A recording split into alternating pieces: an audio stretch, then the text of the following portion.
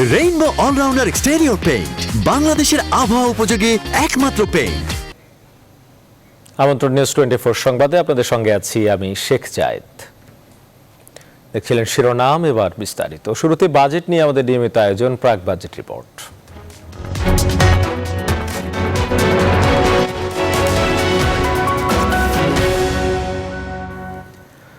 আছে বড় ব্যয়ের বাসনা, কিন্তু নেই বড় আয়ের নিশ্চয়তা। এমন বাস্তবতায় আসছে 2020-21 অর্থ বছরের চ্যালেঞ্জিং বাজেট, যার সম্ভাব্য আকার হতে যাচ্ছে 6.25 লাখ কোটি টাকা। থাকবে 8.5% জিডিপি প্রবৃদ্ধির উচ্চাভিলাষী লক্ষ্যমাত্রা। বিশেষজ্ঞরা বলছেন, আগামী বাজেটের সবচেয়ে বড় চ্যালেঞ্জ হবে রাজস্ব আদায়ে। এছাড়া বড় ঘাটতি পূরণে অভ্যন্তরীণ ব্যাংকিং খাতের উপর নির্ভরতা কমানোর পরামর্শ তাদের। সুলতান আহমেদের রিপোর্ট। জাতীয় সংসদে আগামী 11 জুন ঘোষণা করা হবে 2020-21 অর্থ বছরের বাজেট। এরই মধ্যে অর্থমন্ত্রী প্রায় শেষ করে এনেছেন বাজেটের যাবতীয় কার্যক্রম। প্রাপ্ত তথ্য মতে আগামী বাজেটের সম্ভাব্য আকার হতে যাচ্ছে 5,75,000 কোটি টাকা, যার মধ্যে দেশের বিভিন্ন অবকাঠামো উন্নয়নে সরকার ব্যয় করতে চায় 2,05,000 কোটি টাকা। ইতিমধ্যে মিলেছে এডিপির চূড়ান্ত অনুমোদনও। কৃষি ও গ্রামীণ অর্থনীতির উপর ভরসা করে অর্থমন্ত্রী জিডিপির প্রবৃদ্ধি নির্ধারণ করতে যাচ্ছেন 8.5%। আগামী বছর আবার 8% আমরা লক্ষ্যমাত্রা করব। এটা কি ধরনের চেতনার স্বর্গে বসবাস করে, এটা আমি তো বুঝে উঠতে পারি না। এখনও তো চিন্তা করার ব্যাপার আছে যে এইখানে যতখানি না প্রবৃদ্ধি গুরুত্বপূর্ণ, তার চেয়ে অনেক বেশি গুরুত্বপূর্ণ হলো মানুষের কর্মসংস্থান, মানুষের এই মুহূর্তে আয় এবং সঞ্চয়কে টেকানো এবং আগামী দিনে তাদের এক ধরনের সামাজিক সুরক্ষার ব্যবস্থা করা। প্রস্তাবিত বাজেটে রাজস্ব আদায়ের লক্ষ্যমাত্রা ধরা হচ্ছে 3,95,000 কোটি টাকা। এর মধ্যে জাতীয় রাজস্ব বোর্ডের লক্ষ্যমাত্রা থাকছে 3,30,000 কোটি টাকা। বাকিটা আসবে এনবিআর বহির্ভূত খাত থেকে। প্রথমবারের মতো জিডিপির 5% ঘর ছাড়িয়ে যেতে পারে বাজেট ঘাটতি। মোট 1,75,000 কোটি টাকার ঘাটতি ধরা হতে পারে আগামী বাজেটে। তবে এই বিশেষজ্ঞের মতে ঘাটতি হবে লক্ষ্যমাত্রার চেয়ে ঢের বেশি। ঘাটতি 6% হবে না, ঘাটতি হয়তো 8%, 9% হয়ে যেতে পারে। কারণ যে রাজস্বের লক্ষ্যমাত্রা করেছে সরকার, সেটা অর্জিত হবে না। সেখানে তো 3% কম হবে, ঘাটতি বেড়ে যাবে। ঘাটতি বাড়বে, কিন্তু 1 বছর না হয় আমরা সহ্য করে গেলাম, 2 বছর সহ্য করে গেলাম, কিন্তু আমাদের একটা স্থায়ী সলিউশন করতে হবে। বরংকে ঘাটতি পূরণে বিশেষজ্ঞদের পরামর্শ বিদেশি ঋণ নেয়া। এছাড়া কর্মসংস্থান তৈরিতে বাজেটে বিশেষ গুরুত্ব দেওয়ার কথা বলছেন তারা। করোনা মহামারীতে এক প্রকার বিপর্যস্ত দেশের সব ব্যবসায়ী। সেই সাথে আশঙ্কাজনকভাবে কমে গেছে রাষ্ট্রের রাজস্ব আদায়। সব মিলিয়ে একদিকে ব্যবসায়ীদের বাঁচানো, অন্যদিকে রাজস্ব আদায় ধরে রেখে রাষ্ট্রের উন্নয়ন কর্মকাণ্ড এগিয়ে নিয়ে যাওয়া। এজন্য কোন পথে হাঁটবেন অর্থমন্ত্রী আগামী 11 জুন বাজেটে, সেটিই দেখার অপেক্ষায় সব শ্রেণী পেশার মানুষ। সুলতান আহমেদ, নিউজ 24, ঢাকা। সমুদ্র সম্পদ ও অন্যান্য জলজ উৎসগুলোর টেকসই ব্যবহার নিশ্চিতে আন্তর্জাতিক সহযোগিতা আরও বাড়ানোর আহ্বান জানিয়েছেন প্রধানমন্ত্রী শেখ হাসিনা। প্রধানমন্ত্রী বিশেষ করে পণ্যের জন্য বাজারে প্রবেশাধিকার এবং প্রযুক্তি নিরাপত্তার আন্তর্জাতিক সহযোগিতা বাড়ানোর আহ্বান জানান। বুধবার রাতে সুইজারল্যান্ডের জেনেভায় ভার্চুয়াল ওশেন ডায়ালগ তথা সমুদ্র বিষয়ক সম্মেলনে এক ভিডিও বার্তায় এই আহ্বান জানান Sheikh Hasina. Can provide 6 times more food than it does today and help meet the nutrition supply. On the other hand, there is already considerable pressure on land and oceanic ecosystems. The impact of climate change on fish stocks is also a serious concern. So, we have to strike the critical balance of sustainability. Bangladesh has achieved remarkable success in ensuring food security for its nearly 165 billion people. রাজধানীতে বেড়েছে গণপরিবহন চলাচল, তবে স্বাস্থ্যবিধি পুরোপুরি মানা হচ্ছে না এমন অভিযোগও বাড়ছে। ভাড়া ও সরকারি নির্দেশনা নিয়ে যাত্রীদের রয়েছে মিশ্র প্রতিক্রিয়া। নিয়ম মানাতে বসানো হয়েছে বিআরটিএ ভ্রাম্যমাণ আদালত। আরও জানাচ্ছেন আলী তালুকদার।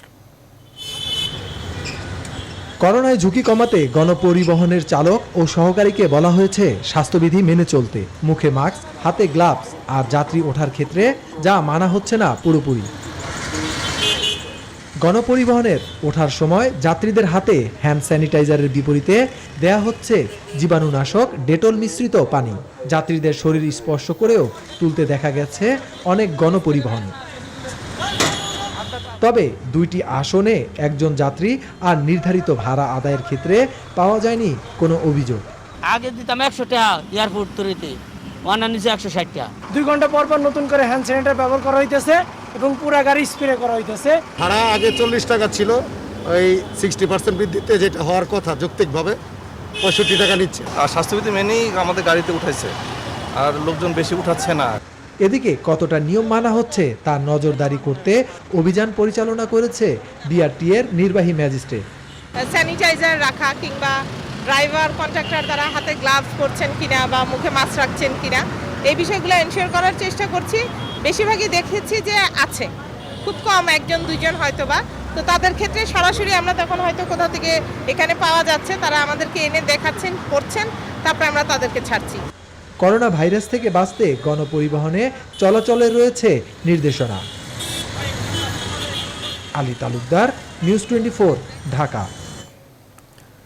স্বাস্থ্যবিধি উপেক্ষা করেই সড়কে চলছে যাত্রীবাহী বাস, মিনিবাস সহ গণপরিবহন। সীমিত পরিসরে নির্দিষ্ট সংখ্যক যাত্রী নিয়ে এসব যানবাহন চলাচল করার কথা থাকলেও বেশিরভাগ ক্ষেত্রেই তা মানা হচ্ছে না। শারীরিক দূরত্ব স্বাস্থ্যবিধি মানছেন না চালক বা হেল্পার বা যাত্রীরাও। 60% বেশি ভাড়া আদায় করছে বলে অভিযোগও রয়েছে। ব্যুরো রিপোর্টার ও প্রতিনিধিদের পাঠানো তথ্য ছবিতে দেখুন ডেস্ক রিপোর্ট। করোনা ভাইরাস সংক্রমণ রোধে সরকার কঠোরভাবে স্বাস্থ্যবিধি মেনে সীমিত পরিসরে গণপরিবহন চালুর অনুমতি দিলেও চট্টগ্রামে মানছে না কেউ। শুধু চালক হেল্পার নয়, যাত্রীরাও এসব নির্দেশনার তোয়াক্কা করছে না। এ অবস্থায় চট্টগ্রামে সংক্রমণ বাড়ার আশঙ্কা করছেন সংশ্লিষ্টরা। তবে বরিশালে স্বাস্থ্যবিধি মেনে চলাচল করছে অভ্যন্তরীণ ও দূরপাল্লা রুটের বাস। বাসে ওঠার সময় হ্যান্ড স্যানিটাইজার ব্যবহার সহ 2 সিটে একজন যাত্রী বসিয়ে শারীরিক দূরত্ব রক্ষার চেষ্টা চলছে। এতে 2 সিটের ভাড়া আদায় করা হচ্ছে একজনের কাছ থেকে, আর তাতেই আর্থিক চাপে পড়ছেন যাত্রীরা। 2 সিটে একজন, বিশেষ করে এটা খুব ভালো একটা সিস্টেম হচ্ছে। স্প্রে, মাস্ক এগুলো আর কি দিয়েছে সবগুলোকে ওরকম। এই যেমন সিট টিট বড়, তো ওটা পরিষ্কার করা হয় না। এই ব্যক্তিগতভাবে স্বাস্থ্যবিধি প্রত্যেকেরই মানা উচিত, কিন্তু বাসের ভাড়াটা একটু বেশি। 70 টাকা, এখন 110 টাকা।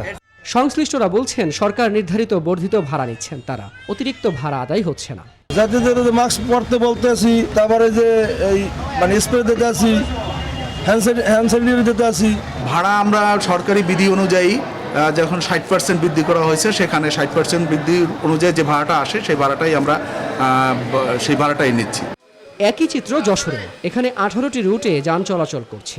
সরকারি সিদ্ধান্ত অনুযায়ী পরিবহন শ্রমিক নেতারা আসন প্রতি 60% ভাড়া বেশি নেওয়ার দাবি করলেও যাত্রীদের অভিযোগ দ্বিগুণ ভাড়া নেওয়া হচ্ছে। আবার এসব যানবাহনে স্বাস্থ্যবিধি উপেক্ষিত হচ্ছে বলেও অভিযোগ রয়েছে। Desk report, news 24। স্বাস্থ্যবিধি মেনে লঞ্চে যাত্রী পরিবহনের কথা থাকলেও বেশিরভাগ ক্ষেত্রেই তা মানা হচ্ছে না। প্রশাসনের নানাবিধ চেষ্টার পরও সামাজিক দূরত্বের তোয়াক্কা না করে গাদাগাদি করেই লঞ্চ যাত্রা করছেন যাত্রীরা। গেল 1 জুন থেকে বরিশাল থেকে ঢাকাগামী 5টি লঞ্চ চলাচল করছে। যাত্রীর চাপ বেশির কারণে কোনো লঞ্চে স্বাস্থ্যবিধি মানতে দেখা যায়নি। টার্মিনালে প্রবেশের সময় এবং লঞ্চের কোথাও রক্ষা হয়নি শারীরিক দূরত্ব। টিকিট কেটে লঞ্চে উঠে আসন না পেয়ে বিপাকে পড়েন হাজারো যাত্রী। যাত্রীরা বলছেন শারীরিক দূরত্ব রক্ষা করতে হলে আরও বেশি লঞ্চ দরকার। লঞ্চ কম থাকায় গাদাগাদি করে চলতে বাধ্য হচ্ছেন তারা।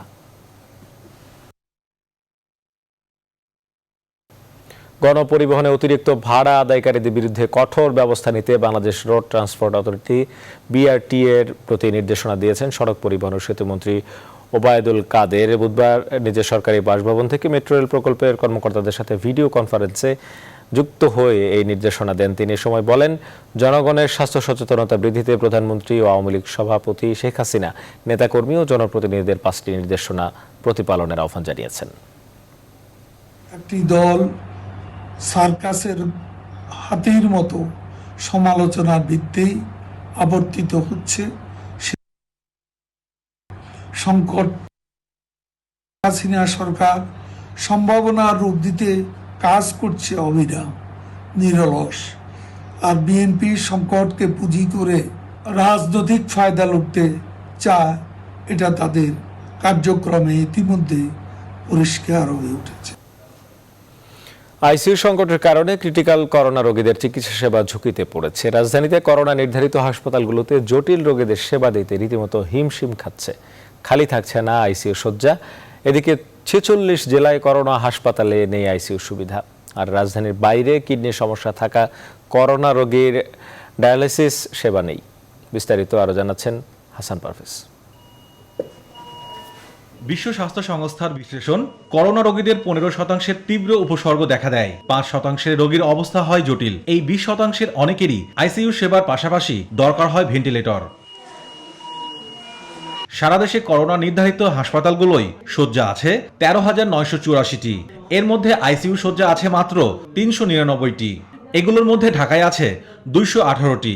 ঢাকায় রোগীর সংখ্যা বেশি থাকায় প্রয়োজন অনুযায়ী আইসিইউ শয্যা পাচ্ছেন না করোনা আক্রান্ত জটিল রোগীরা।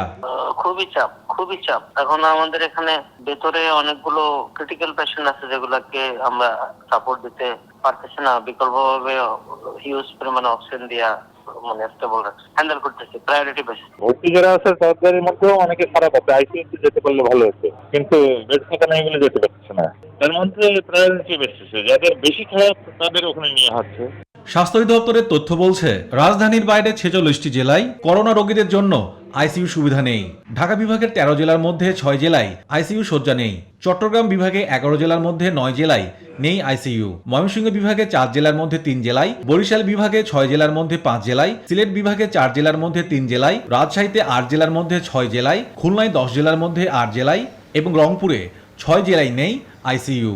করোনা হাসপাতালগুলোই ডায়ালাইসিস শয্যা আছে মোট 106টি।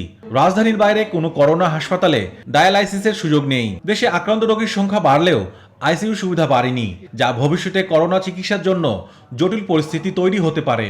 এই আইসিইউ বেড এবং হাই ফ্লো অক্সিজেন এই জায়গাতে আমাদের ঘাটতিটা থেকেই গেছে। কোভিড আক্রান্ত এবং অন্যান্য অসুখ বিসুখ তাদের আগে থেকে আছে, তাদের জন্য একটা অশনি সংকেত। তাদের চিকিৎসার জন্য আমরা প্রস্তুত নয়। এটা হলো সোজা বাংলা কথায় বলা যায়। দ্রুত আইসিইউ ও ডায়ালাইসিস শয্যা না বাড়ানো গেলে করোনা আক্রান্ত জটিল রোগীরা চিকিৎসা সেবা বঞ্চিত হতে পারেন। হাসান পারভেজ, নিউজ 24, ঢাকা।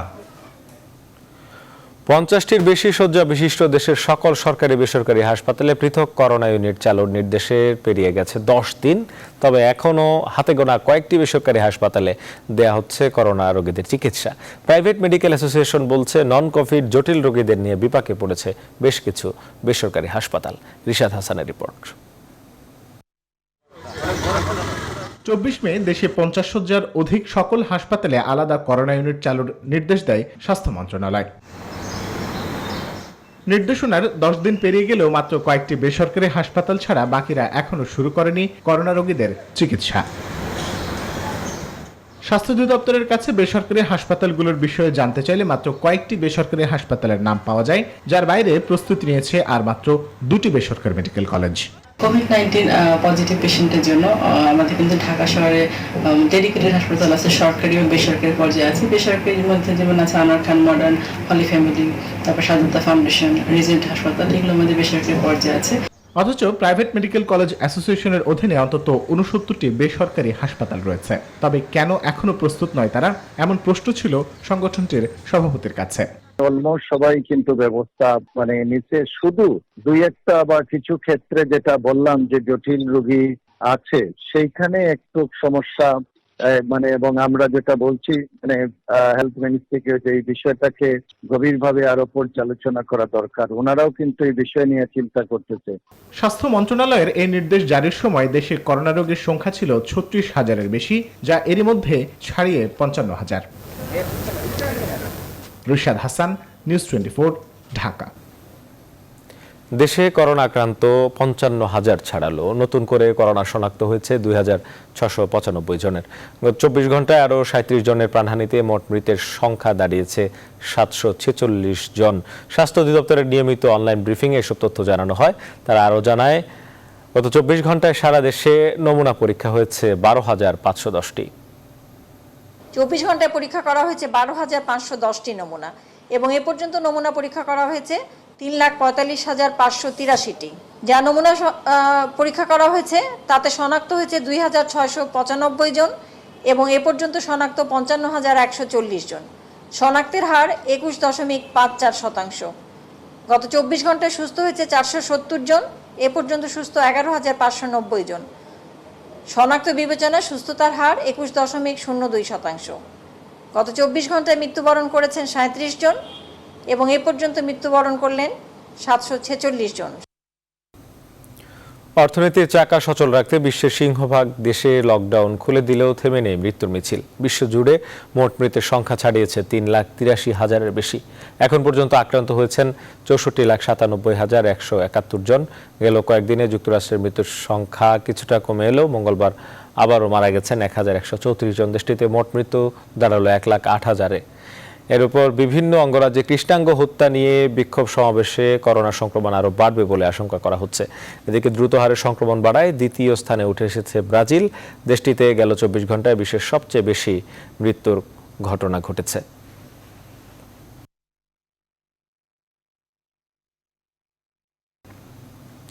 নিজেদের অক্ষমতা ঢাকতে সরকার জীবন জীবিকার সমন্বয়ের কথা বলছে, এমন মন্তব্য নাগরিক ঐক্যের আহ্বায়ক মাহমুদুর রহমান মান্নার। বুধবার ঢাকা রিপোর্টার্স ইউনিটি মিলনায়তনে নাগরিক ঐক্য আয়োজিত আলোচনা সভায় কথা বলেন তিনি। অন্যদিকে সচিবালয়ে এক ব্রিফিংয়ে তথ্যমন্ত্রী ডক্টর হাসান মাহমুদ দাবি করেছেন, জীবন জীবিকার সমন্বয় করতে জনস্বার্থে সবকিছু খুলে দেওয়ার সিদ্ধান্ত নিয়েছে সরকার। আরো জানাচ্ছেন সজল দাস। প্রতিষ্ঠা বার্ষিকী উপলক্ষে ঢাকা রিপোর্টার্স ইউনিটি মিলনায়তনে নাগরিক ঐক্যের আলোচনা সভা। সংগঠনটির নেতারা ছাড়াও অনলাইন ভিডিও কনফারেন্সে যুক্ত হন বিএনপি মহাসচিব মির্জা ফখরুল ইসলাম আলমগীর, জেএসডি সভাপতি আসম আব্দুর রব ও গণফোরাম নেতা সুব্রত চৌধুরী। তারা তুলে ধরেছিল ব্যবসায়ীদের স্বার্থ এবং তথাকথিত প্রবৃদ্ধিকে গুরুত্ব দিয়ে সরকার জনগণকে বিপদের দিকে ঠেলে দিচ্ছে বলে মন্তব্য করেন মির্জা ফখরুল। এছাড়া করোনা সংক্রমণের মধ্যে সরকারের সব খুলে দেয়া নীতির সমালোচনা করেন নাগরিক ঐক্য আহ্বায়ক মাহমুদুর রহমান মান্না। প্রতিদিন আগের দিনের রেকর্ড ভেঙে দিচ্ছে তো সে সংক্রমণ বাড়ার রেকর্ডও ভাঙছে, মৃত্যুরও রেকর্ড বাড়ছে। ওনারা 15 দিন ধরে দেখবে, দেখি তো কত বাড়ে, কত তোরা মরতে পারিস। আজকে যারা রাষ্ট্র পরিচালনার দায়িত্ব জোর করে নিয়েছেন তারা জনগণকে কোনো মূল্য দেন না।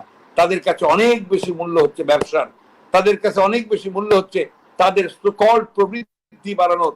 কোনোটাই বাড়বে না, সবকিছুই নিচে নেমে যাচ্ছে। এর আগে দুপুরে সচিবালয়ে এক ব্রিফিং এ তথ্যমন্ত্রী ডক্টর হাসান মাহমুদ বলেন, জীবন জীবিকার সমন্বয় করতেই জনস্বার্থে সরকারের এই সিদ্ধান্ত। ডক্টর কামাল হোসেন সাহেব বলেছেন যে সরকার নাকি করোনা ভাইরাস হাত থেকে জনগণকে রক্ষা করতে পারেনি, মোকাবেলা করতে পারেনি। বাংলাদেশে করোনা ভাইরাসে আক্রান্তদের মধ্যে মৃত্যুর হার 1.35%। আমরা যদি মোকাবেলা সঠিকভাবে করতে না পারতাম তাহলে তো মৃত্যুর হার অন্তত ভারত পাকিস্তানের চেয়ে বেশি হতো। আর এটিও মনে রাখতে হবে, এটি একটি খেটে খাওয়া মানুষের দেশ। এখানে জীবন এবং জীবিকার মধ্যে সমন্বয় রাখতে হয়। সেই সমন্বয় করার জন্যই সীমিত আকারে অনেক কিছু খোলা হয়েছে। বৃথা সমালোচনা না করে সবাইকে ঐক্যবদ্ধভাবে করোনা মোকাবেলায় কাজ করারও আহ্বান জানান তথ্যমন্ত্রী। সজল দাস, নিউজ 24, ঢাকা। পুরনো অ্যাজমা সমস্যা নিয়ে দুদিন ধরে সিএমএইচে ভর্তি আছেন প্রধান বিচারপতি সৈয়দ মাহমুদ হোসেন। বুধবার সুপ্রিম কোর্টের স্পেশাল অফিসার ও মুখপাত্র মোহাম্মদ সাইফুর রহমান এক বার্তায় এই তথ্য নিশ্চিত করেন। প্রধান বিচারপতির অসুস্থতার বিষয়ে সুপ্রিম কোর্ট প্রশাসন জানিয়েছে, পুরনো অ্যাজমা সমস্যার কারণে তিনি সিএমএইচে ভর্তি হয়েছেন। এদিকে আইনমন্ত্রী আনিসুল হক জানিয়েছেন, প্রধান বিচারপতি সুস্থ আছেন, করোনা পরীক্ষায় তার নেগেটিভ এসেছে। সংবাদের বিরতি নিচ্ছি, ফিরছে একটু পর, সাথেই থাকুন। বিরতির পর আবার স্বাগত। করোনার লকডাউন শিথিলের পর কাজে ফিরতে শুরু করেছেন মানুষ। ঊর্ধ্বমুখী সংক্রমণের মধ্যে চলছে জীবন জীবিকার চাকা। কর্মক্ষেত্রে ফেরা মানুষরা বলছেন, 2 মাস আয় রোজগার বন্ধ থাকার পর ধীর গতিতে হলেও আবারও চলতে শুরু করেছেন তারা। মারুফা রহমানের রিপোর্ট। লকডাউনে কাজ বন্ধ থাকায় কোনো রকমে চলছে সংসার। দোকানপাট খোলার পরপরই তাই কাজে নেমে পড়া। জীবন আর জীবিকা দুটোই বাঁচাতে হবে, তাই যতটা পারা যায় করোনা যুদ্ধে টিকে থাকার চেষ্টা। বন্ধ ছিল তখন আমাদের খুবই কষ্ট হয়েছে চলার, তো এখন খোলাতে আমরা মোটামুটি কাজ কাম পাইতেছি, করতেছি আর কি। তো আগে তো আসলে খুব করোনা অবস্থার মধ্যে ছিলাম, এখন অবস্থা আস্তে আস্তে কাটিয়ে উঠতেছি। এখন দোকানপাট খুলছি, মোটামুটি বিক্রি ভালো হচ্ছে। প্রচুর টাকা খরচ করে আসছে, আইসা এই ব্যবসা বাণিজ্য শুরু করছি। মূলত কাস্টমার নাই, তাও টুকটাক পাই, এটাই নিজের খাবারের জন্য উপযোগী করতে পারছি। তবে আগের মতো ক্রেতার সমাগম আবার কবে হবে জানেন না কেউ। দোকান ভাড়া সহ সবকিছু পুষিয়ে নিতে কারো কারো চাওয়া বেচা কেনার সময় বাড়িয়ে দেয়া হোক। যেই বেচা কিনা এতে আমাদের ভাড়া বুড়া দেওয়া পোষে না। টাইম কমায় দিছে, যদি একটু আর একটু ভালোর দিকে যায় তাহলে আমরা আশা করবো যে আপনার ফুলবেলা দোকান খুলতে পারি, কারণ এইভাবে দোকান খুললে তো আপনার ব্যবসা আগের মতো হইতেছে না আর কি, ঠিক আছে, মানে পোষণ যেতেছে না আর কি। নগর জীবনের চিত্র এখন আবারও আগের মতো। রাষ্ট্রীয় নির্দেশনা অনুযায়ী দোকানপাট, অফিস আদালতে ফেরা মানুষেরা স্বাস্থ্যবিধি মেনেই সচল রাখবে অর্থনীতি, এমন চাওয়া সাধারণ মানুষদের। মারুফা রহমান, নিউজ 24, ঢাকা। করোনা আক্রান্ত হলেও এখন পর্যন্ত ভালো আছেন আওয়ামী লীগের প্রেসিডিয়াম সদস্য মোহাম্মদ নাসিম এবং গণস্বাস্থ্য কেন্দ্রের প্রতিষ্ঠাতা ডাক্তার জাফরুল্লাহ চৌধুরী। 14 দলের মুখপাত্র ও সাবেক স্বাস্থ্যমন্ত্রী মোহাম্মদ নাসিম করোনা আক্রান্ত হয়ে রাজধানীর বাংলাদেশ স্পেশালাইজড হাসপাতালে চিকিৎসাধীন রয়েছেন। চিকিৎসকরা জানিয়েছেন মঙ্গলবার থেকেই তিনি অনেকটা সুস্থ বোধ করছেন, স্বাভাবিক খাবার খাচ্ছেন। এদিকে করোনা উপসর্গ নিয়ে হাসপাতালে ভর্তি হওয়া গণস্বাস্থ্য কেন্দ্রের প্রতিষ্ঠাতা ডাক্তার জাফরুল্লাহ চৌধুরীর শারীরিক অবস্থা উন্নতির দিকে। তার স্ত্রী পুত্র করোনা আক্রান্ত হয়ে বাসায় চিকিৎসা নিলেও নগর গণস্বাস্থ্য হাসপাতালে আছেন তিনি। জানা গেছে এখনো কিছুটা শ্বাসকষ্ট আছে তার, তবে রুচি আসছে খাবারে। জনগণের কাছে সরকারি সেবা পৌঁছে দিতে স্বাস্থ্যবিধি মেনে কাজ করছেন সচিবালয়ের মন্ত্রী, কর্মকর্তা থেকে শুরু করে কর্মচারীরা এবং নিরাপত্তা কর্মীরাও সেখানে আছেন সতর্ক অবস্থানে। পরিচ্ছন্নতা কর্মীরা ছিটাচ্ছেন জীবাণুনাশক। তথ্যমন্ত্রী বললেন, এই যুদ্ধাবস্থায় হাত গুটিয়ে বসে থাকা যেমন জোনেই, তেমনি নিশ্চিত করতে হবে ব্যক্তিগত সুরক্ষাও। তানজির মেহেদির রিপোর্ট। সচিবালয়ে মূল ফটকে নিরাপত্তা কর্মীদের সতর্ক অবস্থান। ভেতরে প্রবেশের ক্ষেত্রে কড়া দৃষ্টি তাদের। অপ্রয়োজনে কাউকে ঢুকতে দেওয়া হচ্ছে না প্রশাসনের এই প্রাণকেন্দ্রে। ভেতরে যারা প্রবেশ করেছেন তাদের সবার মুখেই মাস্ক। নিজেকে জীবাণুমুক্ত রাখতে ব্যবহার করা হচ্ছে স্যানিটাইজার। পুরো এলাকা নিরাপদ রাখতে নিয়ম করে ছিটানো হচ্ছে জীবাণুনাশক। তবে সচিবালয়ে নেই চিরচেনা ভিড়। করিডোরগুলো অনেকটাই ফাঁকা। অনেকেই অফিসে না এসে ইন্টারনেটে বসে শেষ করছেন তার নির্ধারিত কাজ। কক্ষে বসে যারা কাজ করছেন তারা মেনে চলছেন স্বাস্থ্যবিধি। সবাই মাস্ক পরছেন, হ্যান্ড স্যানিটাইজার ব্যবহার করছেন। লিফটেও আমরা ওঠার সময় 2-4 জনের বেশি উঠছি না। মন্ত্রীরাও বিভিন্ন বৈঠক করছেন স্বাস্থ্যবিধি মেনে। এটি একটি যুদ্ধ অবস্থা, সুতরাং এই সময় আমরা সবাই হাত গুটিয়ে বসে থাকবো সেটি যেমন সমীচীন নয়, একই সাথে আমাদেরকে নিজেদের সুরক্ষাও নিশ্চিত করতে হবে। জনগণের প্রাপ্য সেবা নিশ্চিত করা এবং দেশের অর্থনীতি সচল রাখতে করোনাকালে সীমিত পরিসরে কাজ করে যাচ্ছে প্রশাসনের প্রাণকেন্দ্র সচিবালয়। তানজির মেহেদি, নিউজ 24, ঢাকা। লিবিয়ার দক্ষিণাঞ্চলীয় মিজদা শহরে 26 বাংলাদেশিকে হত্যার ঘটনায় অভিযুক্ত মিলিশিয়া নেতা খালেদ আল মিশাই লিবীয় বিমান বাহিনীর হামলায় নিহত হয়েছে। রাজধানী ত্রিপোলির 80 কিলোমিটার দক্ষিণে গারিয়ান শহরের কাছে ড্রোন হামলায় তার মৃত্যু হওয়ার কথা জানিয়েছে অবজারভার। লিবীয় গণমাধ্যমটি আরও জানায়, দেশটির একাংশের নিয়ন্ত্রক বিদ্রোহী জেনারেল খলিফা হাফতারের অনুসারী ছিলেন এই মিশাই। ত্রিপোলি সহ অনেক এলাকা জাতিসংঘ স্বীকৃত জাতীয় ঐক্যমতের সরকারের নিয়ন্ত্রণে থাকলেও বেনগাজি সহ অনেক তেল সমৃদ্ধ এলাকা খলিফা হাফতারের বাহিনীর দখলে রয়েছে। গেল বৃহস্পতিবার লিবিয়া মানব পাচারকারীদের হাতে 26 বাংলাদেশি নিহত ও 12 জন আহত হন। 15 দিন আগে 38 বাংলাদেশিকে লিবিয়ার বেনগাজি থেকে মরুভূমি পাড়ি দিয়ে ত্রিপোলিতে নেওয়া হচ্ছিল। পথেই তাদের জিম্মি করে সন্ত্রাসীরা। এর মধ্যে 26 জনকে গুলি করে হত্যা করা হয়। এদিকে লিবিয়া বাংলাদেশি মানব পাচার চক্রের 4 সদস্যকে ভৈরব থেকে এবং আরও 2 সদস্যকে বরগুনা জেলার পাথরঘাটা থেকে গ্রেপ্তার করেছে র্যাব। বুধবার দুপুরে ভৈরব ক্যাম্পে এক সংবাদ সম্মেলনে র্যাব 14-এর অধিনায়ক লেফটেন্যান্ট কর্নেল মোহাম্মদ ইফতেখার উদ্দিন জানান, গত রাতে ভৈরবের বিভিন্ন জায়গায় অভিযান চালিয়ে হেলাল মিয়া, খবির উদ্দিন, শহীদ মিয়াকে আটক করা হয়।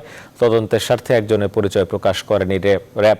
এদিকে সিরাজগঞ্জে র্যাব 12-এর অধিনায়ক লেফটেন্যান্ট কর্নেল মোহাম্মদ খায়রুল ইসলাম জানান, গোপন সংবাদের ভিত্তিতে মঙ্গলবার রাতে বরগুনার পাথরঘাটা এলাকায় অভিযান চালিয়ে সজল হোসেন ও ইদ্রিস আলীকে আটক করা হয়। এ সময় তাদের কাছ থেকে বিকাশ ও নগদের টাকা পাঠানোর 25টি রেজিস্টার খাতা সহ 29টি সিম কার্ড উদ্ধার করা হয়। এবারে প্রবাসের খবর।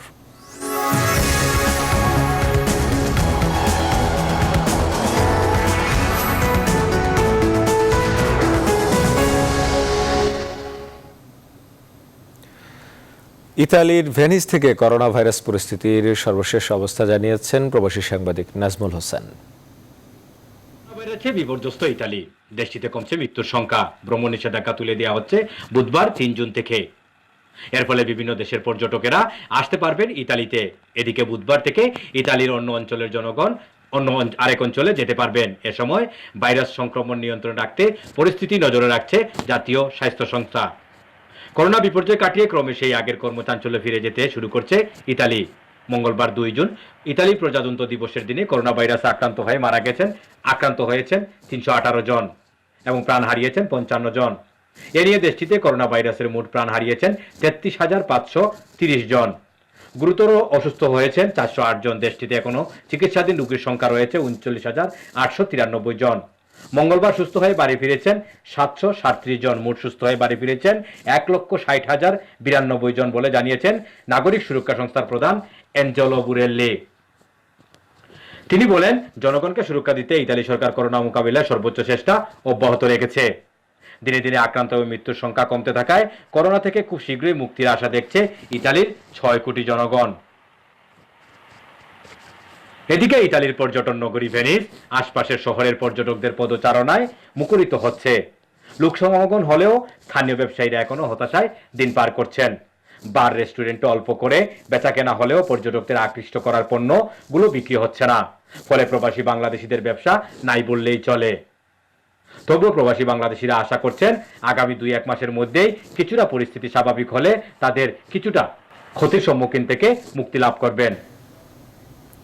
সৌদি আরবে শিথিল করা হচ্ছে বিভিন্ন স্থানের লকডাউন। সৌদি আরবের করোনা পরিস্থিতির অবস্থা জানিয়েছেন সহকর্মী মোহাম্মদ আলামিন। সৌদি আরব প্রবাসী বাংলাদেশিরা করোনা পরিস্থিতিতে বিপর্যস্ত প্রবাসীদের জীবন, একদিকে চাকরিবিহীন, অন্যদিকে চিকিৎসার অভাব, অন্যদিকে পরিবারের থেকে অর্থকষ্টের তাড়না, সব মিলিয়ে একটি বেহাল অবস্থায় দিনপাত করছে সৌদি আরব প্রবাসী বাংলাদেশিরা। সৌদি আরবে করোনা ভাইরাসে আক্রান্ত হয়ে এখন পর্যন্ত প্রায় 200-র মতো বাংলাদেশি মৃত্যুবরণ করেছে। তাছাড়া এই সময়ের মধ্যে কিন্তু অন্যান্য রোগে এবং হৃদরোগে আক্রান্ত হয়ে সড়ক দুর্ঘটনায় আরও প্রায় 200-র মতো বাংলাদেশি মৃত্যুবরণ করেছে। সৌদি আরবের বিভিন্ন মর্গে কিন্তু বাংলাদেশের লাশ পড়ে আছে এবং দূতাবাস থেকে সবসময় চেষ্টা করছে তাদেরকে দাফন করার জন্য এবং পরিবারের সম্মতি চাওয়া হচ্ছে। আমরা গতকালও দেখেছি দূতাবাসের আইন সহকারী কর্মকর্তারা তারা ফেসবুকে পোস্ট দিয়ে মৃত প্রবাসী পরিবারদের কাছ থেকে দাফন সংক্রান্ত অনুমতি চাওয়ার জন্য আবেদন জানিয়েছেন। তো এখন পর্যন্ত প্রবাসীরা আসলে সৌদি আরবে বেশ খারাপ অবস্থায় আছে। তারা এখন দুটি দাবি সরকারের প্রতি জানাচ্ছেন। বিশেষ করে যারা সৌদি আরবে আছেন তারা সরকারের প্রতি দাবি জানাচ্ছেন যে প্রথম দাবি হচ্ছে যে এখন যে পরিস্থিতি রয়েছে তাতে করে তারা সঠিক চিকিৎসা বা তাদের বিভিন্ন রোগে ভুগছেন, তারা সঠিক চিকিৎসা পাচ্ছেন না। এই জন্য দূতাবাসের প্রতি আহ্বান জানিয়েছে যাতে দূতাবাস এখানে সৌদি সরকারের সাথে আলাপ আলোচনা করে বিশেষ হাসপাতাল অথবা বিভিন্ন হোটেল বা ইস্তেরাহা বা কমিউনিটি সেন্টার ভাড়া নিয়ে বাংলাদেশে স্বাস্থ্যসেবা দেওয়ার ব্যবস্থা করেন।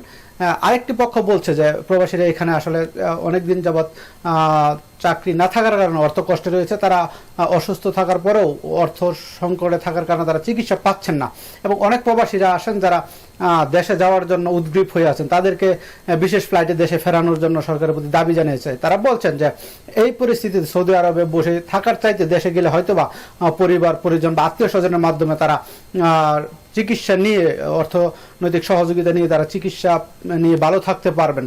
তো ইতিমধ্যে আমরা যেটি জানতে পেরেছি যে বাংলাদেশ সরকারের নির্দেশনায় দূতাবাস একটি তালিকা করা শুরু হয়েছে। তবে এই তালিকা করে দ্রুত যাতে বাংলাদেশিদেরকে ফেরানোর জন্য সরকার উদ্যোগ নেয় এই ব্যাপারে কিন্তু দূতাবাসের প্রতি প্রবাসীরা দাবি জানিয়েছে। পাশাপাশি যারা এখন বিভিন্ন রোগে ভুগছেন তাদেরকে চিকিৎসা দেওয়ার জন্য বাংলাদেশ দূতাবাস যাতে উদ্যোগ নেয় এই ব্যাপারে তারা বরাবরই বলে আসছেন। তো এই পর্যন্ত কিন্তু সৌদি আরবে করোনা পরিস্থিতির কোনো উন্নতি ওই অর্থে হয়নি। আজকেও সর্বশেষ 30 জন মানুষ করোনা ভাইরাসে সৌদি আরবে মৃত্যুবরণ করেছে এবং প্রায় 2000-এর মতো মানুষ নতুনভাবে আক্রান্ত হয়েছেন। তবে সবচেয়ে আশার দিক হচ্ছে সৌদি আরবে গত 1 সপ্তাহ যাবৎ যে পরিমাণ মানুষ করোনায় আক্রান্ত হচ্ছেন তার চেয়ে বেশি কিন্তু সুস্থ হয়ে বাড়ি ফিরছেন। তবে সৌদি সরকার কিন্তু ইতিমধ্যে বেশ কিছু পদক্ষেপ নিয়েছে, যেটি আগেও বলেছি যে 3টি ধাপে লকডাউন প্রত্যাহার করার সিদ্ধান্ত নিয়েছে। দ্বিতীয় ধাপ চলছে, এখন সকাল 6টা থেকে রাত 8টা পর্যন্ত কিন্তু সৌদি আরবে কারফিউ এবং লকডাউন প্রত্যাহার হয়েছে, শুধু মক্কা ব্যতীত। মক্কা শহরকে এখনো কারফিউর আওতায় রাখা হয়েছে এবং 21শে জুন থেকে কিন্তু পুরোপুরি সৌদি আরব থেকে কারফিউ তুলে দেওয়ার একটি সিদ্ধান্ত রয়েছে। এবং বর্তমানে মক্কা ছাড়া অন্যান্য শহরগুলোতে কিন্তু মসজিদে জামাতে নামাজ আদায় হচ্ছে এবং মুসল্লিরা স্বাস্থ্যবিধি মেনে সেখানে মসজিদে জামাতে নামাজ আদায় করছেন। তো এই ছিল আমার কাছে সৌদি আরব থেকে করোনা পরিস্থিতির সবশেষ তথ্য। মালয়েশিয়ার করোনা পরিস্থিতির সবশেষ অবস্থা জানিয়েছেন সহকর্মী সাদাত হোসেন। বৈশ্বিক মহামারী করোনা ভাইরাস মালয়েশিয়াতে অনেকটাই নিয়ন্ত্রণে। মালয়েশিয়া সরকারের দেওয়া মুভমেন্ট কন্ট্রোল অর্ডার MCO এটি 4 মে থেকে শর্ত সাপেক্ষে মুভমেন্ট কন্ট্রোল করে CMCO করা হয়েছে। শর্ত সাপেক্ষে বেশ কয়েকটি কাজের অনুমতি দেওয়া হয়েছে, বিশেষ করে কনস্ট্রাকশন, ফ্যাক্টরি এবং বিশেষ মার্কেটগুলো তারা কাজের অনুমতি দিয়েছে। ইতিমধ্যে অনেক প্রবাসী তারা তাদের কাজে যোগদান করেছে। মালয়েশিয়াতে যে কর্মচঞ্চল ইতিমধ্যে ফিরে এসেছে। এর মধ্যে দিয়ে এখন অনেক প্রবাসীরা কাজে যোগদান করতে পারেনি। অনেকে কোম্পানিতে কাজ না থাকায় এবং বৈশ্বিক মহামারী করোনা ভাইরাসের কারণে যেসব পর্যটক নগরীগুলো আছে বা পর্যটক কেন্দ্রগুলো আছে সেই সব হোটেল রেস্টুরেন্টগুলোতে এখনো পুরোদমে তাদের কর্মচঞ্চল ফিরে না আসাতে এখানে অনেক প্রবাসীরা কর্মরত রয়েছে, তারা এখনো কাজে যোগদান করেনি। বৈশ্বিক মহামারী করোনা ভাইরাসের প্রাদুর্ভাব ঠেকাতে মালয়েশিয়া সরকারের নেওয়া MCOর কারণে আটকে পড়া মালয়েশিয়া থেকে শিক্ষার্থী সহ 140 জন একটি বিশেষ ফ্লাইট ঢাকাতে পৌঁছেছে। দেশটির স্বাস্থ্য মন্ত্রণালয়ের তথ্য অনুযায়ী গত 24 ঘন্টা নতুন করে আক্রান্ত হয়েছে 93 জন। 93 জনের মধ্যে 91 জনেই বিভিন্ন দেশের অভিবাসী। এই নিয়ে সর্বমোট আক্রান্ত হয়েছে 7970 জন। নতুন করে সুস্থ হয়েছে 61 জন। এই নিয়ে সর্বমোট সুস্থ হয়েছে 6531 জন। গত এক সপ্তাহ ধরে মালয়েশিয়াতে কোনো করোনা রোগী মৃত্যুবরণ করেনি, অর্থাৎ মৃত্যুর সংখ্যা 115 জনে রয়েছে। মালয়েশিয়ায় প্রথম থেকে করোনার সংক্রমণ শুরু থেকেই অভিবাসী শ্রমিকরা আক্রান্তের সংখ্যা অনেকটা কম হলেও সম্প্রতিকালে বেশ মালয়েশিয়াতে অভিবাসী শ্রমিকদের আক্রান্তের সংখ্যা অনেকটা বৃদ্ধি হচ্ছে। এর মধ্যে বাংলাদেশে 171 জন আক্রান্ত হয়েছে। এখন পর্যন্ত কোনো বাংলাদেশি মৃত্যুর সংবাদ আমরা পাইনি। তো এই ছিল মালয়েশিয়া থেকে সর্বশেষ।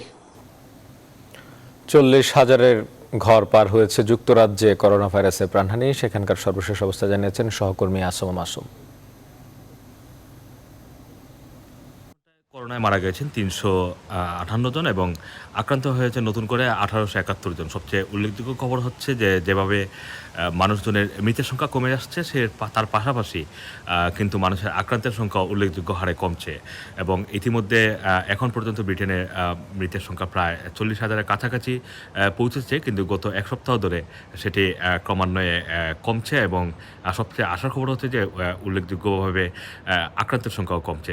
এছাড়াও আপনারা জানেন যে 1 জুন থেকে ব্রিটেনে যে লকডাউনের শিথিলতা হয়েছে এবং সরকারের বিধিনিষেধ মেনেই কিন্তু মানুষজন চেষ্টা করছে স্বাভাবিক জীবনযাপনের মধ্যে ফিরে আসতে।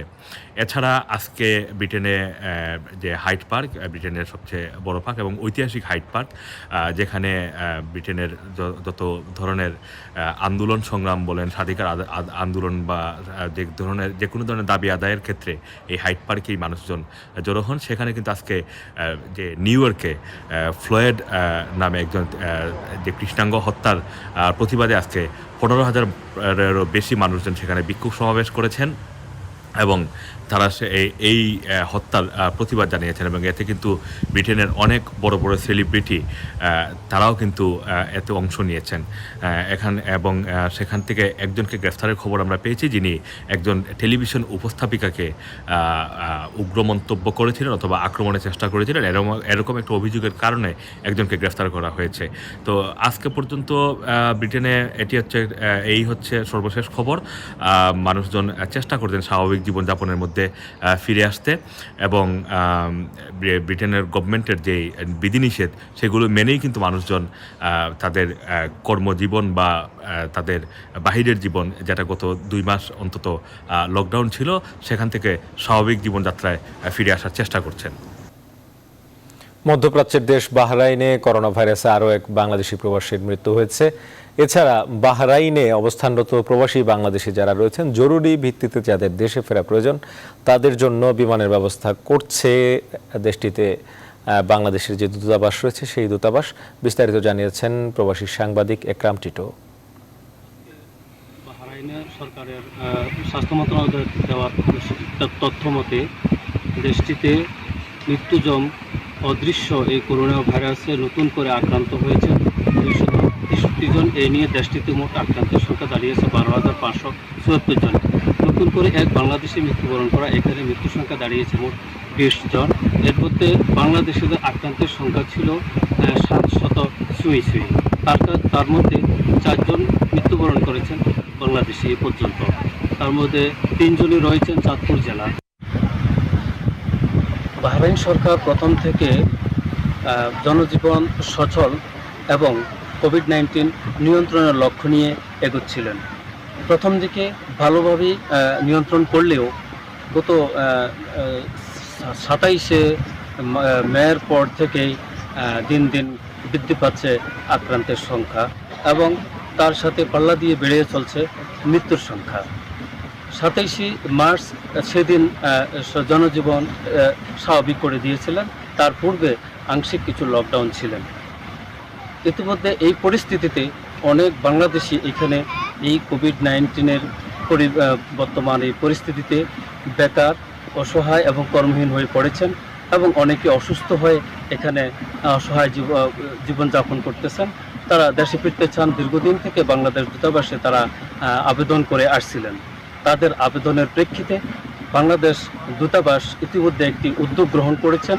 তারা গত 31শে মে জানিয়েছেন যে চলতি মাসের 5 তারিখ পর্যন্ত বাংলাদেশ দূতাবাসের একটি নির্দিষ্ট হোয়াটসঅ্যাপ নাম্বার এবং ইমেইলে যারা দেশে ফিরতে ইচ্ছুক, অসুস্থ এবং জরুরি কাজে তাদেরকে নিবন্ধন করার জন্য অনুরোধ করেছিলেন এবং একই সাথে তারা বাংলাদেশ বিমান এবং গালফ এয়ারের একটি চার্টার ফ্লাইটে তাদেরকে দেশে প্রেরণের জন্য উদ্যোগ গ্রহণ করেছেন এবং যারা দেশে অবস্থান করেছেন, যাদের ভিসা আছে, তারাও ফিরতি ফ্লাইটে দেশে আসার সুযোগ রয়েছেন বলে গণমাধ্যমকে রাষ্ট্রদূত ডক্টর মোহাম্মদ নজরুল ইসলাম জানিয়েছিলেন এবং তিনি আরও জানান যাদের ভিসা সেখানে মেয়াদ উত্তীর্ণ হয়েছেন তারা তাদের নিজ নিজ মালিকদের সাথে যোগাযোগ রক্ষা করার জন্য তিনি বলেছেন এবং যারা এলএমআরের ভিসা নিয়ে বাংলাদেশে অবস্থান করছেন কিন্তু ভিসার মেয়াদ শেষ হয়ে গেছেন তারাও বাংলাদেশ থেকে অনলাইনের মাধ্যমে এলএমআরের ভিসা অ্যাপ্লাই করার মতো সুযোগ রয়েছেন বলে দূতাবাস সূত্র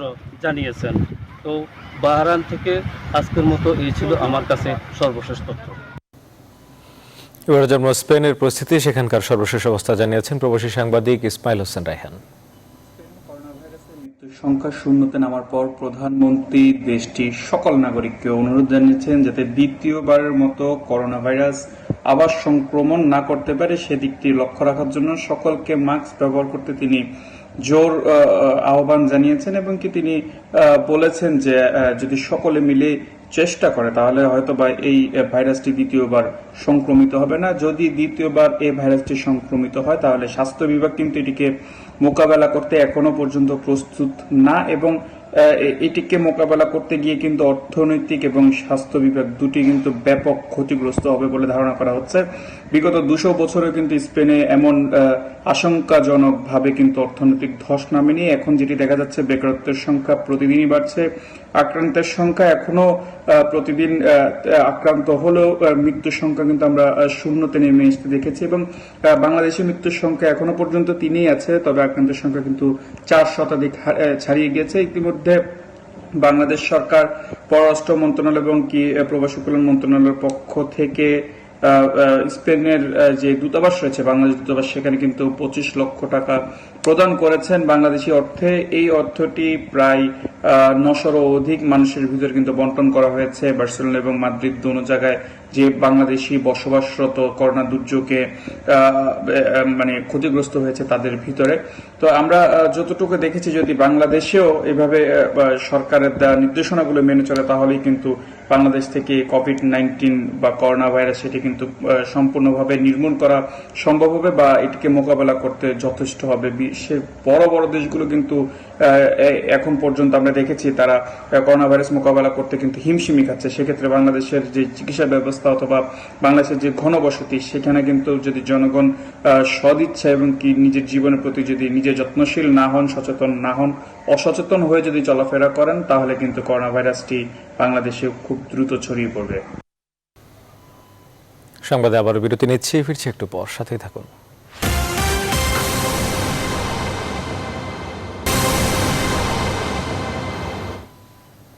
বিরতির পর আবার স্বাগত। এবারে নিউজ 24 আন্তর্জাতিক।